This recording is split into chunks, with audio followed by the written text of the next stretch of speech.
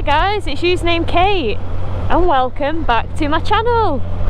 Today, the riding vlog on the GSXS 950, Suzuki's A2 compliant offering. Oh, that didn't sound good, that sounded poppy, like tyre puncturing poppy. Hopefully not. So, if you lovely internet folk want to find out about the specs of the bike that I'm riding, I will attach the link to the walk round video just here. But today we're on a mission to take this bike out, and I wanted to judge it in its own right, but I absolutely know that I'm going to end up comparing it to the GSXS 1000. So the branding with this thing is a little bit strange. GSXS 950, though it shares the same engine as the 1000, so not a 950 at all, actually a 999, but without the 150 brake horsepower of the full fat version, meaning this bike has just under 94 horsepower. Now 94 horsepower is still a good chunk, and I'm sure that on twisty routes I can have some great fun on this bike. I'm filming this on a weekend and the weather is dry, the sun is out, but it's very windy and quite cold, hence why I'm in my full Oxford Mondial textile suit, trying to keep warm. So, about this bike, to sit on it, to ride it, it pretty much feels like I'm on a GSXS 1000S, except when you do this, oh, it's still fast, but it just isn't rip your arms off fast, you know what I mean? And oh, that sound, love it, love it. Where do we go? Whitley Woods or Leyland? I'm not quite sure. In fact, I know where we need to go. We need to turn here. Sorry. Oh, but that road down there looks so good. So I currently have this bike in its, I don't know how to say this, unrestricted restricted form. No, so what I'm trying to get at is, obviously it's restricted in a sense to 94 horsepower, but it's not super restricted to 47 brake horsepower to be A2 compliant. So it's kind of not the skimmed milk version, but it's not the full fat one either. Got a nice semi-skimmed going on. Okay, so no quick shifter, no auto blipper. That does make my soul sad. I do like a lazy ride. So the bike doesn't have these things as standard. It's not got the riding modes, it's not got the quick shifter and auto blipper. But you know what? I am loving riding this bike. It's got big bike feel to it. Please don't pull out on me. It sounds menacing, and that's with a standard cam. If you weren't all that tuned in and up to speed on the latest bikes, and yeah, you might have seen a GSXS in a magazine somewhere, you could be forgiven for looking at this and thinking, is that a GSXS 1000? Because it shares the same chassis, the same headlight, the same tank, the same swing arm, the same wheels. So far what I'm figuring out about this bike is it's so easy to ride. Now with the 1000, the GSXS, the older shape model, there was lots of reports that the throttle was insanely snatchy. With the newer one, yes, it was tamed and toned down, the snatchiness, to a degree, but when I took the bike to Cornwall with Mike, to me it was still evident that there was a bit of snatch in the throttle. With this, I don't feel that at all. But then again, you know, the engine's not stressed. It's operating at like 2/3 of its true capacity as to what the engine's capable of. So I just feel like everything's just smoothed right out. And the power, it's still a perfect amount of power if you have to overtake, if you have to get your shift on and do a little shimmy in front of things. You know, it's got it. It's got it, but not to the degree where you go, holy mother of God, as you're doing it. But it's enough to make you laugh and smile. And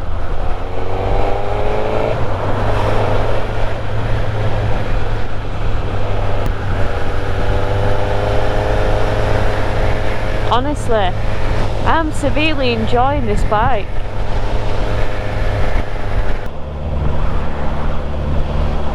You know, you don't have the Brembos on the front, you've got Tokikos. You do have KYB forks, but they're not adjustable. But they're still upside down forks, they're still really good. And even though the brakes aren't Brembo, they're absolutely more than adequate for what I need them for.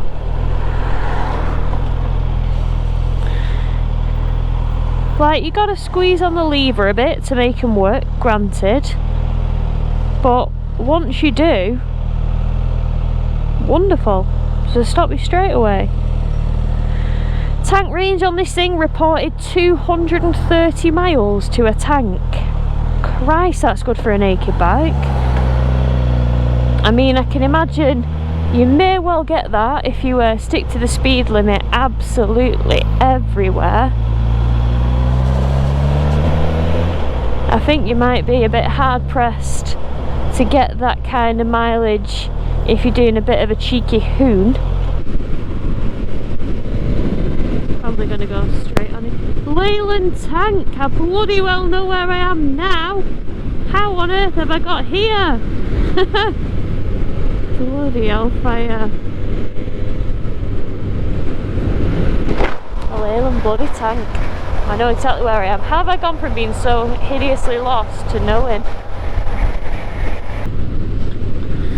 So what about the riding position? Riding position is a relatively sporty lower half, but not uncomfortably so.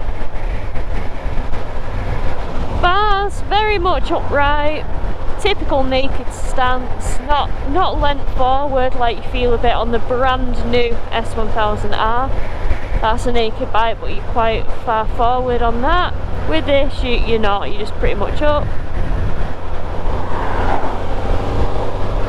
Switch gear, very uncomplicated, but there's not much for you to do with it because there's no riding modes, and also you can just turn your traction control off. It's off now, just leave it off, not too bothered, it's dry, so whatever. New Longton, I've never been to New Longton. Do I go to New Longton? Do we see what New Longton's about? Yeah, I think we do. I think we see what New Longton is all about. Oh.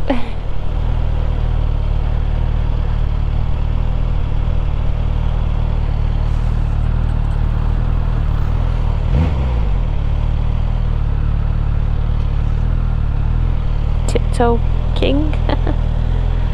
Let's go. I don't know what New Longton is. It might be a bloody might be rubbish roads down here for all I know. Suspension, now it's non-adjustable, and how I find it is more on the plusher side than the sporty side, in my opinion.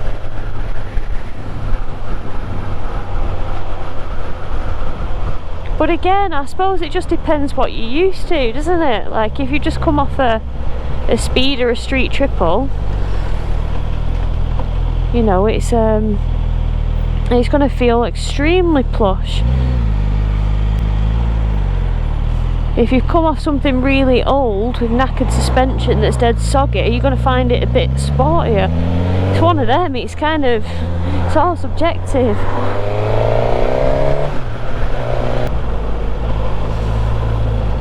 So the low rev assist helping me out. 6th gear, 25 mile an hour. It kind of went, but that was it, like engaging the low rev help. Yeah, literally 6th gear, 30 mile an hour. No chugging, no chuffing, no huffing and bloody puffing. It's just dealing with it. And now we're in a Nationale from 6th. Okay. 60 mile an hour. Not bad, not bad. Oh! Nice bends.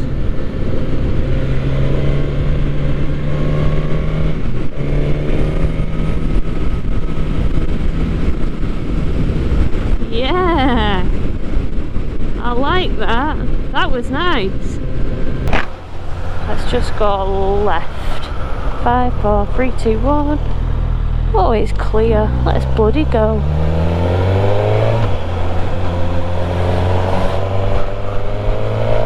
Oh, ramba.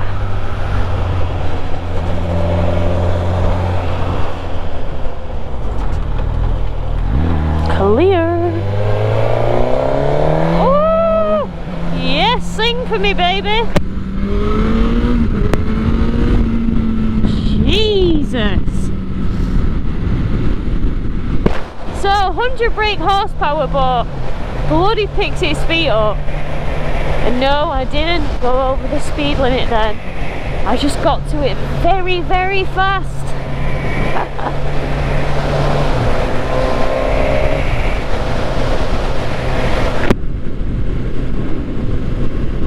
But yeah, it is an exciting bike, honestly.